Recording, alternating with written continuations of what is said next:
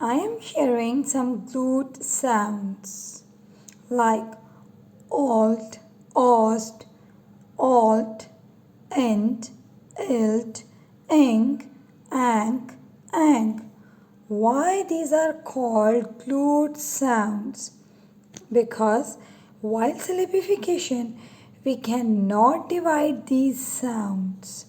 For example, blanket. First, you have to identify the glued sound.